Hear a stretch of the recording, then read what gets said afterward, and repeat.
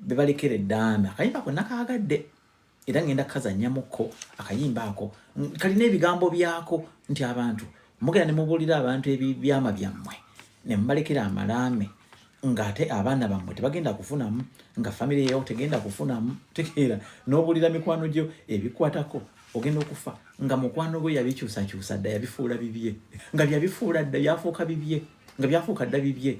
So ennyimba zino nnungi nnyo kyobola nze olusinzira nenziyimbayimbako wano nendetayita neŋŋamba nakawulidde nange kankute mbe nange mbuwulira obuyimba omusanga gyo nsimayi babalekera eddaame simayi ne bakola batya kaka kayimba mulaba be balekera eddaame balesigamyo baba ba mukwano ne basalawo balicyange mubisoma mu mawulire sikyo bakyusakyusaamu n'amanya ng'ebimu ne batabijjayo kisana bewo bagambe kumale yakutuyanya jogera n'abalina katijjo bawuli kikyo kigambo enamba ya bawo togimuwa ekyo nkirese kyemmanyamanyi sikyo ekyama kyokumya ekyo tayagala tumane kusaba nakyo tokinyumyanga lwoli kinyumya tulikifuna nekifo ewamugambira wakanira mugandawo. Akayimba ako okuwakanira mugandawo betulekera eddaame olekera omuntu. By the way kati kankula ekintu kimu, we make these mistakes a lot and who are the losers? Gwe oba omaze okugenda nga munsi ogivuddemu, you'll never know what takes place. Ebintu byokoleredde your sweat, your effort, kubanga ffenna ffenna tugenda okukola. I think ekitubeera mu mitwe gyaffe nti tukolerera famire zaffe, tukolerera abaana baffe, betuba tukolerera ne bazadde baffe. Naye kati ogenda n'olugira n'ogamba nti kati tusagala amanye nagula akataka, tusagala bakamanye, nina akayimba kenzimba, nesagala omwami akamanye, asagala akamanye mukakweke. My dear, ogenda n'ova mu nsi muno. Kwa ebintu by'okujja muno mu nsi kye nabiyizeemu nti omuntu otegekebwa emyezi 9 okujja mu nsi, 9 full months. Yes, 9 full months you are processed to come in this life, but living this life only 1 second. Ekyo bali madde mukimanyi, only 1 second ekujja mu nsi muno ng'ekujjeemu nga teweetegese, nga tokubye na kababayi, tokubye na kajambo. Ebiseera bisinga bwe tugenda tetugamba na babayi, ng'oli wamulekera ebipapula nga wamugamba tobagambanga. Kati bw'omala okuva mu nsi n'ofa ng'agenda abikyusa, ng'abiteeka mu mannya ge, ng'agamba oyo nze nali namwazikawo bwazisa, eyo emmotoka nze nali namuleka avuge kubanga yali muganda wange, yali mukwano gwange nga murespectinga nnyo. Ibiweebwe obuyayi bwaffe e Uganda. Kati kano akantu kano ke badde bayimbye, no time for death. There's no time for death at all. There's no time for death. Kati obana bano bazudde akantu kano kanti, you know what, mugenda ne mugira ebintu naye tubimanya lwakusirika. We keep quiet kubanga munange omanyi omuntu ng'olina ebintu ng'oli mugagga togambwako, bw'obyogerako nga bagamba mwagala kunzita kati mumpalana kati mukola ki, kyobola nti bo bakuleka ne bagamba katumuleke n'ebintu bye. Naye nga I think it will be a prudent thing, it will be amazing bw'oba okoze ekintu tiri akikugyako ne let your family members know, let your wife know, let your husband know, let your children know about that investments, and also if possible put them on the investments babirenga kwebali tegeera kubanga bw'obadda ddala nga kirubiri lwakyo okera ku makyo ogenda okukola nga okolerera baana bo, then ekirubiri lwakyo kyandibadde nti bamanya byokola. So bano abantu bayimba akayimba kano oba abaana ba ssomero oba abaana bayimbanga abaana ndowooza nakayimba akabadde kayimba kalungi nnyo. In fact for me it was the song of the week. And I think it might even be the song of the month. Ate no mu mwaka it might even be one of the best songs of the year. It will be one of the best songs of the ndowooza nga kalimu ebyokuyigiriza bingi nti wobeera nga olina ebintu ng'ogenda n'okola ogenda mu byeyo ogenda luddawa ani ng'obuulira ebintu byo, bani abamanyi ebintu byo? That's a very strong question. A question enkulu nnyo. Who knows byokoze? kubanga bagenda bagamba mugenda ne mugamba mbwa we kamubulire ebyama twawuganga naye etunywa naye nti naye ugenda okufa bwote omuntu yabata kyakumanyi agamba oyo motoka nedda abadde just driver wange tise nanyini motoka nali nagimwazika bwazisi nti enyumba nedda namuwola sente namuwola sente kati mbadde nkyamubanja enyumba tugitutte nga mu abaana babatwala mu kyalo. These things happen a lot. These things happen a lot. Ogenda olaba omuntu nga mugagga bw'amala okufa ne bagamba nti abaana mpambi obwana badde busomera buddo badde busomera Namagunga nga babujjayo mpola mpola nga babuteeka mu UPE. Kati ogenda okulaba nga omubambi nga n'obutandise kufuna mbuto nga bikomaawo. Nja okulyako amazima. Ebintu bino bizibu nnyo naye ani aleeta ekintu ekyo? Ffe tukireeta. Kubanga if our intention and plan is to work hard for our children and our wives or our husbands, then we might as well put them into the plans. We might as well let them know. Kibi ky'okumanya nti taata wange alina emmotoka 5. Kiba kibiki? Kibi ki omukazi okumanya nti omusajja ono oluba tukoze ennyumba tune ennyumba 4. Ategeera kibi tekituliko sitaani waakyo because era bagamba nti era mu bibagamba era bibatuukako lwakuba nti bibatuukako tebakola ki tebabyogera bo basirika busisi ne batuna ne balaba because naturally ffe abasajja tufana mangu. Ffe abasajja tufa mangu okusinga abakazi. Nze nkubulira amazima kino zina kikakasa abakazi bawangaala nnyo ffe abasajja oba because tunyiiga nnyo oba because oba kiva ku ki oba because we are risk takers. Kikimu empologoma zisinga okufa amangu ennyo empologoma teziwangaala kubanga zinyiiga nnyo it roars all the time. Egenda roaring ogenda okulanga amaanyi gagiweddemu ng'egudde eri ng'efudde. Neno osanga ate kano buno tortoise ate nga katambula mpola katambula bikawummula ogenda okulaba mbu tortoise eno mwemazeyo emyaka ebyo 4.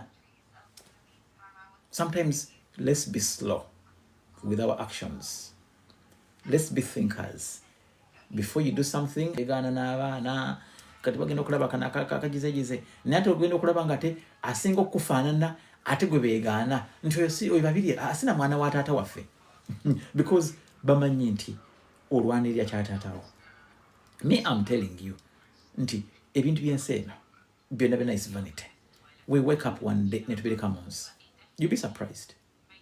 Tuleka ebintu ebyo mu nsi ne tubirekawo bwetu tibye tulwanira obukulembeze, tulwanira obizimbe, tulwanira amamotoka, tulwanira ensi. Notayagala oli agende Canada, notayagala oli agende mu America, naye nayagala oli agende UK, nayokera ku makya UK n'ogireka ne bakutika ne bakuzza e Uganda ne bakuziika. UK n'ogireka nga bweri. Tegeera emmoloka zonna n'ozireka mu compound ndala emmoloka 5 my dear zonna ozireka awo. Nze nabagamba ekintu kimu time egenda kutuuka mu nsi muno mu myaka nga 10 nga n'abantu abasula mu mayumba gaffe we are strangers to them. Nga kuwazimba ennyumba naye nga you are stranger ku bantu ennyumba gye basulamu nga kuwagizimba mu myaka 10 nga tebakuwuliranga nako ng'olina lugamba nti simanyi jjajja wa ani abimanyi. Omutima omulungi kirungi, okwagaliza kirungi, obutaba mukumpanya kirungi, okubeera ow'amazima kirungi. Ojja kwagala okumpanye ogaggawale no so bikola because then ono ogaggawala era ojja birekawo tubeere bakakama mu nsi tubeere nga tubikwata mpola. If you don't have it doesn't mean that you should steal. Now this is the ideology we have in Africa, that if you don't have, you want to get into power and then you can get. But actually the purpose of being in power is to serve. Mu Africa tubeerawo nti bw'ogenda mu powers olina okulya, olina okufuuka omunene. Era obeera mu powers nga olina obukulembeze tusigala nga muntu ogenda okulaba nga olubuto olugezze, ogenda okulaba nga ataddeko olubuto, ataddeko amatama, ataddeko biki ng'omanya alya. Nze mbagamba nnyo mu nsi muno beera ne passion y'ensi gy'ovaamu. Love your country with all your heart. Yagala ensi yo n'omutima gwo gwonna n'ebirowoozo byo byonna. Oyinza okuddeyo ne bagamba nze Uganda gwantama bampisanga bubi. Nedda oyo omuntu omu ye yakuyisanga obubi, si be bonna. Otegeera nti gundi yakolanga never hate your country, love your country, love it. yagala nnyo ensi yo. Hi Faye. Mbadde nkubuzeeko nankulabira mu kamooli eyo. Naye nsanyusa okusanga mbaddeko naye nga nkulabira mu kamooli eyo naye nga mbaddeko bizibizemu. Naye akamooli kabeera kati ambulira. How is life in the Kamooli? How is life in the Kamooli? Life si tuba just busy. Kyova lwaki tuba tubalabira mu bambi oteekako awo noba nga owuliriza. Nimba nga mpuliriza naye nga wenkola n'ebintu ebirala. It's okay. That's acceptable. That's okay. That's not.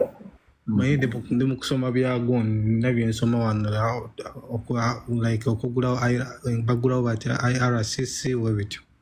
Kati mbeerako n'embiwu n'enkuwuliriza ngendo wensoma ku laptop bwentu.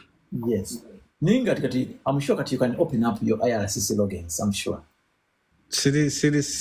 Sinaba kwesiga like nganzo okwesiga ngana nebantu bachogere okubeera kale nchogere confident nti nsobola kikola kyakulemeremyemu kyanemeremyemu ndaba gunde ya emabega nakugamba nti nali na applyingako ku UK. Yes. Yo yali nyangu logins za UK nyangu. Na za Canada we know creating a passwords security biki. Bimbuzabuzawo. Ninga kyatwala time kuba si ninda kuteekayo mwaka gujja. Mpoze kinaba kigize nga nsasula gundi consultation. You can always come to us netukuyamba tudimkulirawo netukwasa password zo. Ekira kankubuuze gundi by the osojjugulawo bwana nali nakibuuzizaako neddeno. Niye naawe engeri gy'oliko kankikubuuza nti okimbriefingiremu bulungi ombriefingireko bulungi.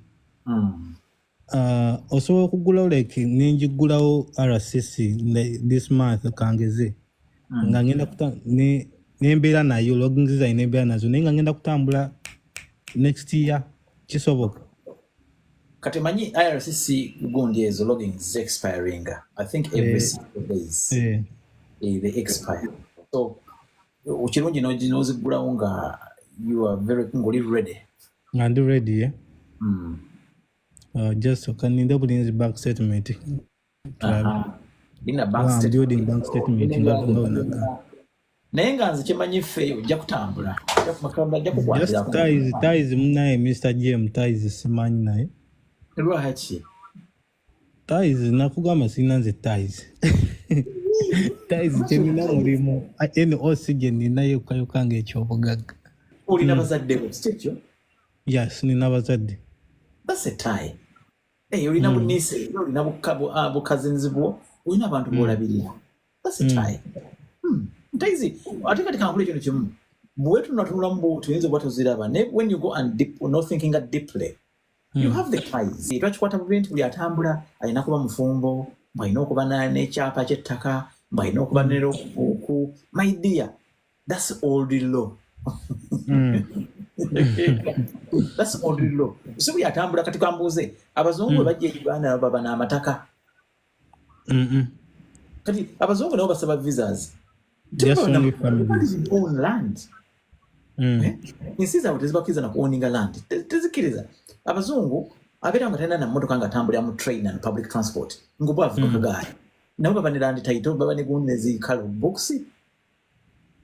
Okay. It's old law. Ebintu bikyusekyuseemu. Ojja kunkwatamu bukwasi goge mazima. Anytime nge teweeraliikirira ojja kutambula. Oba gwaka. By December nzijjawo. Ojja kutambula. Ekyo nja kukugamba ojja kutambula. Wali wati eyo sino ki nkuba.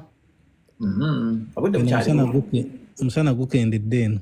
Bayingidde kibayita autumn. Autumn ebeeramu omusana gukyayaka naye ng'era gugenderera. Kati obudde butandika okuziba nga bukyali. Feno kati embuyaga nyingi obudde bukyuka eno kati embuyaga nyingi musenyu. Mwayise mu August oyo ayokya. Naye akyayokya naye bukyuka bukyusi nga bukyuka mpola mpola by next month ujja kubanga si nnyo naye nga somehow better kale at least ng'osobola okuba omuntu webweru okumala awanga 5 kale. Naye kambuuze ebweru eyo mubeerayo mutya mweri ebbugumu mussa mutya oxygen mujjawa kati gamba nze abeera n'abaana adduka n'abaana okikola otya okikola otya kola sente olowooza ku sente noddamu muli amaanyi nogamba kankole ate obanga olina ebiruubiriro tolina kyakkola tolina kyakkola kufentinga kubaawo bona bafentinga ate musana wo wali dangerous nnyo so olina okuba strict ne ku mulimu basobola okukugoba naddala nzaale yabeera n'abaana babeera n'abaana abo omwana azannya n'afentingira awo oba olina obbafaako olina obbawa special care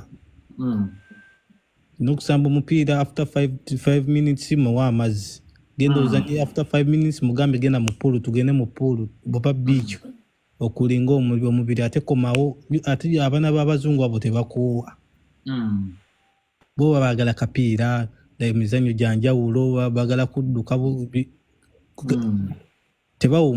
tebakoowa kati oba olina okubaawo bafentinga nnyo jukira weather baba tebagimanyi baba just for 2 weeks 1 week okubeera nga bawumula ne family zaabwe wano kati awo oxygen waba akubuza okola otya ngaoli oxygen abuze ebbugumu lingi litute oxygen okola otya tenyinza okugamba twabimanyira bumanyizi kuba oxygen ogenda mujjawa ossa bbugumu ofulumya bbugumu ya agira mu bbugumu era banaye mukama abongera omukisa nze manyi baana mwenze mbawa ekitiibwa tegeera era nze ndowooza mwana badde bamufuga n'ensi kubanga sikulimba muyite ebintu by'amaanyi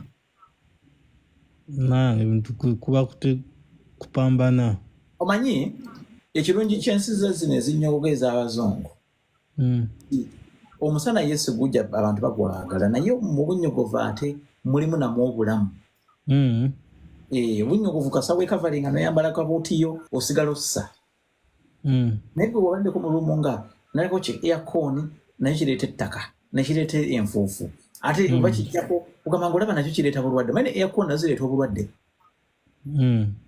ne aircon nezirwaza kati bwe bazijjako ate nawulira bubi ate baziteekako era nezikuba bubi kugamba nolabanga ebintu bizibu ne kati gukendedde kati taizi ojja zifuna ozirina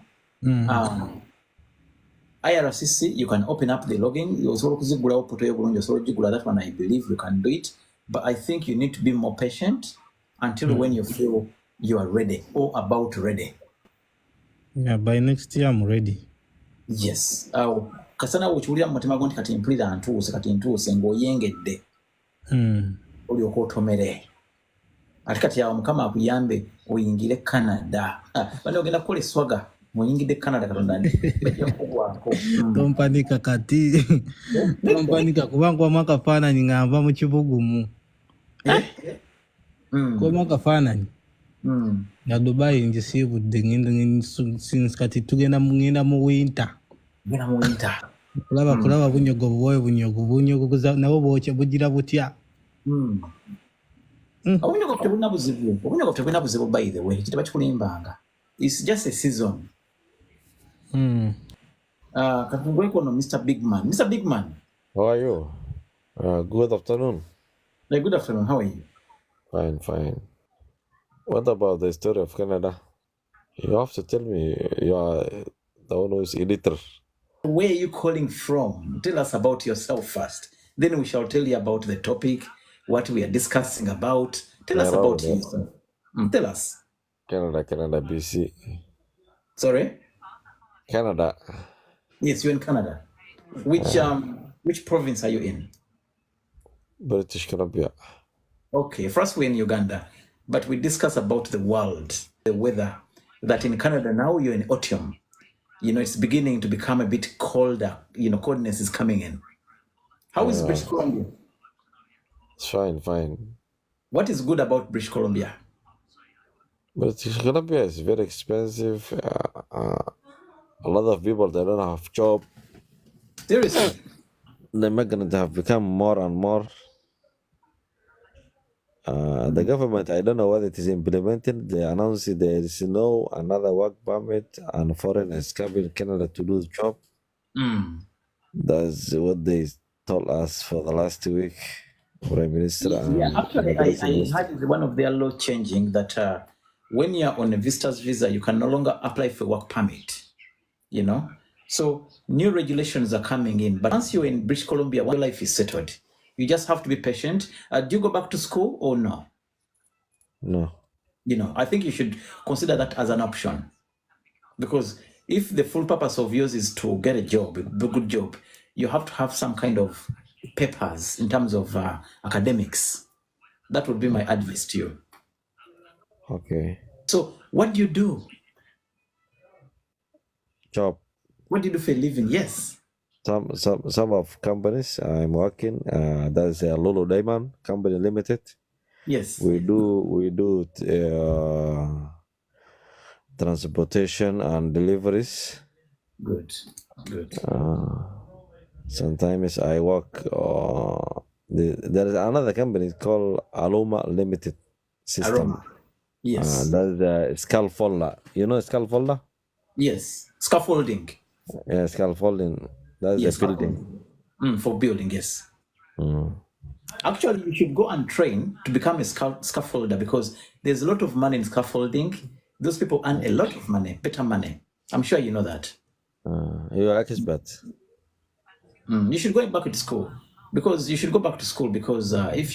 your plan is to get a good job or to become an entrepreneur, then you need to have some more books on yourself, because in Canada they want people who are well qualified. You know. Everything is knowledge. You know, when you are in Canada, you have Yes. to hold in your certificate, Yes. whether Yes. it is a labor, whether it is a knowledge, whether it is an experience or some of experiences. You have to learn inside Canada, not outside. If Exactly. you come from Kenya or Uganda, you graduated university, here is nothing. Here Exactly. you have to hold in Canada certificate. If it is That's it.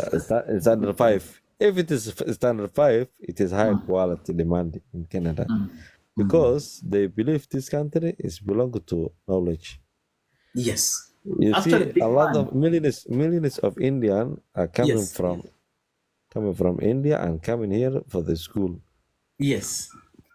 So that's the meaning of Canada. Yes. Is a well-known university, education. That's what they believe. They don't like it. They don't want to know whether you are a professor, whether you are you don't know nothing. You have to hold in Canada certificate. You have to have a Canadian certificate. And I think that's very important, because for them, they believe that their education is the best. And also they trust their education system as well. I left British Columbia last year in November. Yeah, I remember King Solomon was in British Columbia. Now he left British Columbia. But you've made a very great point that whether you've qualified and you graduate in Uganda or Kenya, when you go to Canada, you have to qualify again. You have to go back and study. And I keep on telling my people here that some people ask me, oh, if I go to Canada, I was not educated, what will happen? You go back and study. Like a big man, the way he's expressing himself, you go back and study. Oh, thank you so much. It's a big man. Abadde atugambye ali British Columbia. Nena atugamba nti ye akola bintu bya driving era ayamba ne ku scaffolding mu Aroma. Nena atugamba, when you go to Canada, it doesn't matter whether you have a degree or you have whatever. Ethiopia. When you go in Canada, for them, they believe in their own education system. Olina okuddayo n'osoma. Akagambo kayogedde akakulu nnyo, you have to go back and study. Musumba waffe. Praise the Lord. Oh, praise the Lord. Amen. Amen. Amen. Amen. Musumba. Amen. Sunday muli mutya ngenda ku mulimo. Tukulaba ogenda kukola. Muli mutya bannange. Greetings, blessed man, mwena muli mutya. Musumba, you're looking so smart. Kulikayo mu church. church was powerful. Tubadde mu other meetings. It is just 2 minutes tuli ku muliro twebaza mwenna.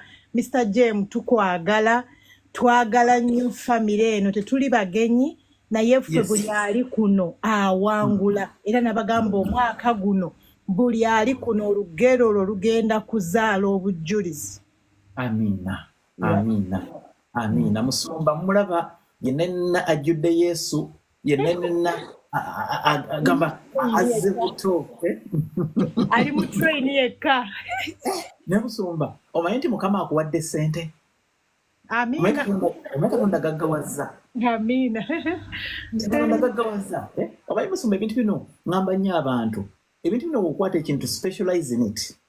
Yeah. And be passionate about it. Musumba yali yajja ku internet yagamba ekintu kimu. Agenda kutendereza obwakabaka bwa Katonda. Amen.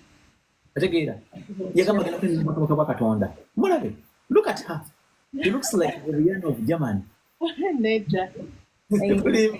Mama aliaje. Abana bali batya. Balungi bakuze twebaza Mukama. Enkuba etonnya, season ekyuse, autumn eyingiddewo. Yes. Tuli awo. Autumn eyingiddewo. Nakulaba amajaketi ogajjeeyo g'amaanyi ngalaba. Leero nsudde 2. Leero nsuddemu 2 ngambye si mpewo. Ate nga ndaba nakasweta nkalaba kapolo naye kugamba weesabise bulungi. Bwe bityo. Musumba nze ekyenkwagalako ekintu kimu nti you strive for excellence. Musumba mulabe engeri gy'afaananamu nti newoba alina ekintu kyakugamba olaba nti akisaana kyakugamba. Looks after herself. Tasaba busabi kyokka naye yeefaako ate mukyala mukozi. Ate Musumba kawule agenda okukola e Uganda one day agenda kuzimba church. Amen. Agenda kuzimba church e Uganda. Era bw'obeera e Uganda eyo ng'olina ebintu ebikwatagana n'ebyeddiini ebya church oyagala okusabibwa ng'oyagala okusabirako ennamba ya Musumba ebeerako. Let her pray for you. Let Musumba pray for you. If you want someone to pray for you, if you are losing hope, if you're feeling low in life, if you feel you're losing your God, ng'oyagala kukusabirako Musumba wono wano ate takukyajinga. Mr. JM. Njagala gamba bampuliriza nti weetaaga community, weetaaga awantu w'owuliriza.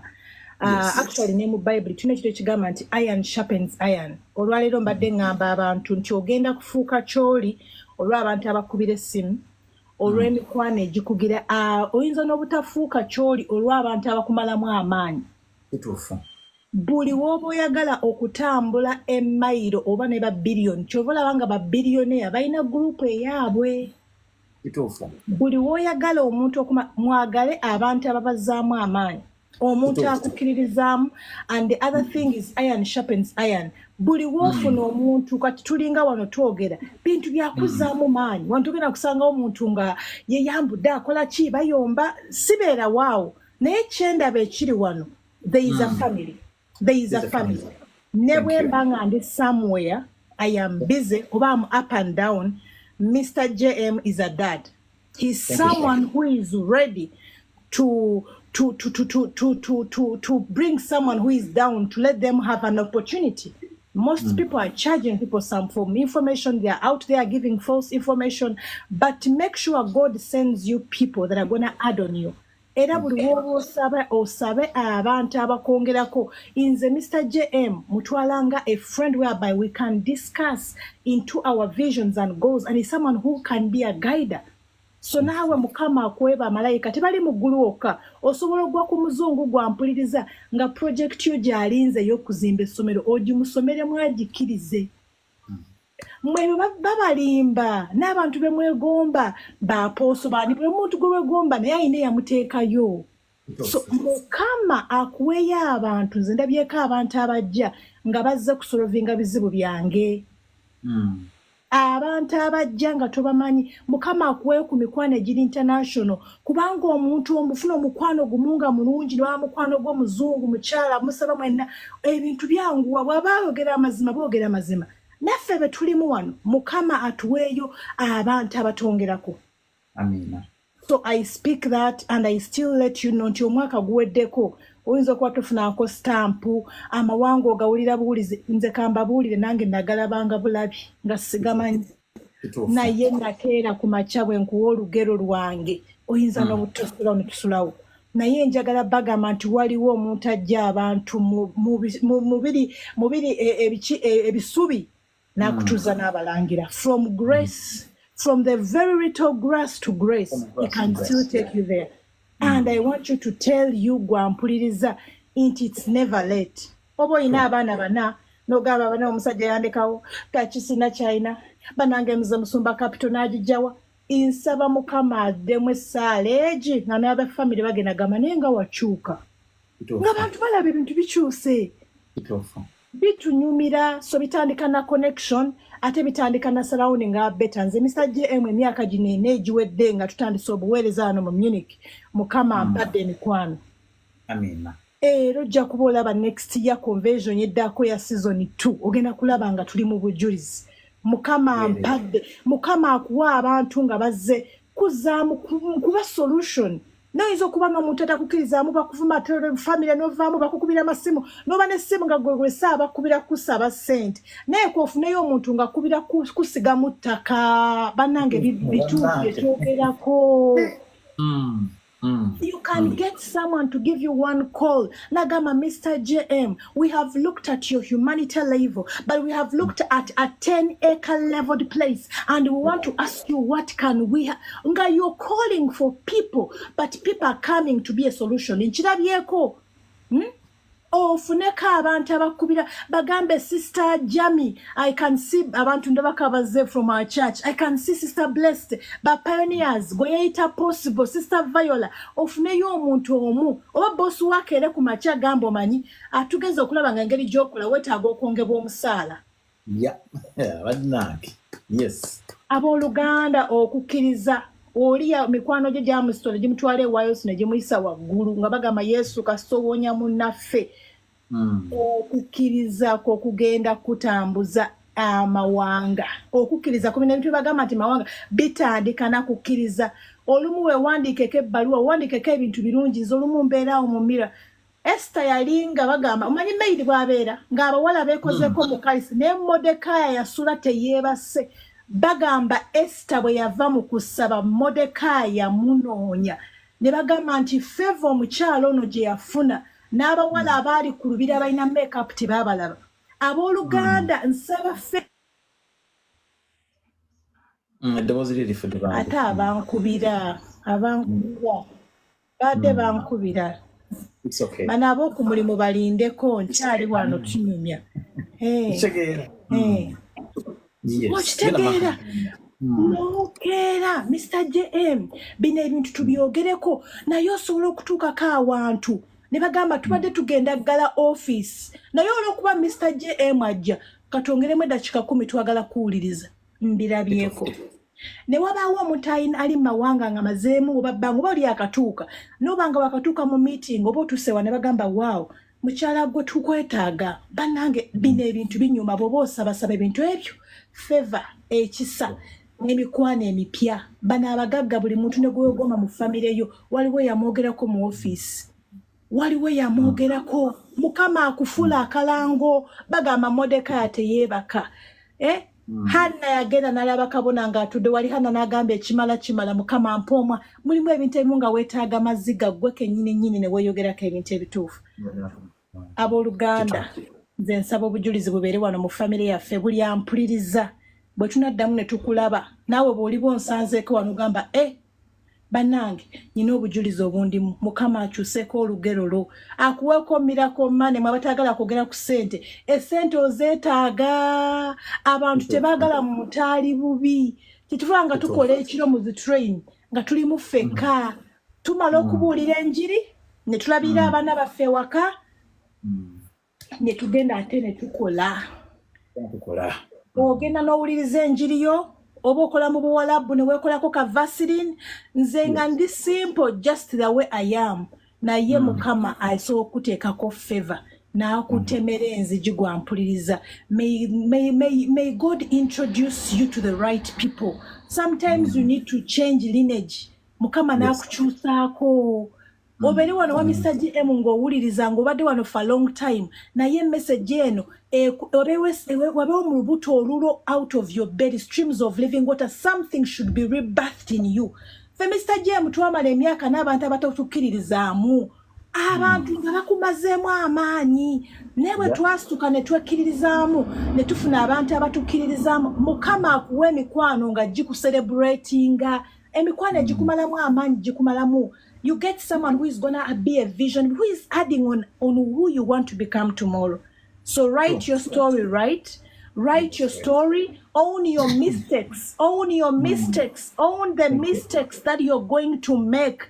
Let me tell you, you're gonna be 7 times down, but if you get out on the 8th time, it is pain, it is disappointment, and it is okay to cry alone and put in that worship. It is okay to feel that you're gone. It is okay to have dry bones. It is okay to wake up and you don't feel happy. But why am I going to be proud of you is when you wake up, you fall down, and nobody's out there and you can bring yourself out. Amen. That is what I saw in my life. I speak of reality. That I have been into depression. You walk on trains alone and people don't know you. They just get a smile version of you. But I want to tell you that there is a God that knows you. Jeremiah 1:5-29. He knew you before you were even born. That even in this second we shall be here. He knew you nti ogenda kubeera mu community ya Mr. JM obeereko buno budde and something will change. And we don't know even the next plan. People can say bakumanyi nnyo bamanyi ebyo bulamu bwo bakujajinga naye Mukama amanyi plan zo era amanyi n'egyogenda okubeera enkya. Ffe abamu twali tetubimanyi naye Mukama abeeko embeera mu lugero lwo gy'akuwuliriza akwagale akulage that love. And may the blessing of the Lord be upon every one of you, that there is a special unanswered prayer and a visitation of your life, that your life is not only going to be a blessing, but you're going to shine with that special favor that's going to introduce you. The tears that you cried, at least one miracle friend, one miracle love. The love of Christ will just take you somewhere and you will change totally for the rest of your life. I love you all and I love you. Musumba, what haven't you said? What haven't you prophesied? I mean, you've talked about something like you went through depression. Now, this is something I spoke about earlier, that we all have issues, but our issues vary. We have varying issues. You might see someone and you think that for them, maybe they are blessed, they're whatever, but you have to work hard for that blessing. Now, hadn't Musumba picked the Bible and started reading the Bible, started encouraging herself, we wouldn't be here with her. Life in Germany is not simple. Now, this is a young girl who went to France for a week or two. She ended up in Germany. But you know, when you leave your Kampala, whatever, and you go and start a life in Germany, those days in Germany, there were not even black people. You know, black people were seen as like what? Blasphemy. They were seen as a curse. But today, as we speak, she has 2 beautiful babies. As we speak, she has 2 beautiful babies. She has a church of her own. Now, 4 years ago, no one believed in her. No one believed in her works except God.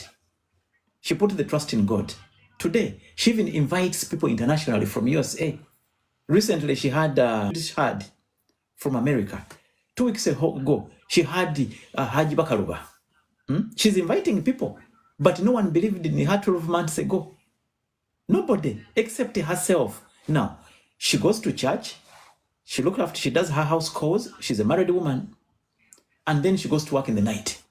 Now, if Musumba does all of this, what about you? You need to work harder, 3 times more than that. Simply because Musumba tayagala kusabiriza. Tasabiriza. Musumba yezzaamu amaanyi. Because yagenda nakiraba nti no, like ensize batambuliramu ezo. Manyi Germany yo mugiraba ng'ensenyango. Ne Germany nzibu. Germany nzibu nnyo is one country, Germany, whereby you might fail to prosper. You might fail to prosper. I'm telling you. She's a married woman. Sawa zino sawa ameka mu Germany. Zino zigenda kuwera sawa nyakitundu. But she's in a train on her own. That's already a scare. That's a scare. okupera mu training ali omu edda abazungu bakasukanga abantu ng'obeera omuddugavu bakukasuka ku train bakusola ku railway eno ejjama babikolanga. But she's a woman of God. She's a woman of wisdom. She's a faithful woman. And nothing is going to distract her. She's planning to do things back home. She's planning to walk mountains. She soon will be in Canada. She will soon be in America. She will soon be in UK. And all we need to do is pray for her as she prays for us. You know, supporting her. Sabisa online. You can go and pray with her.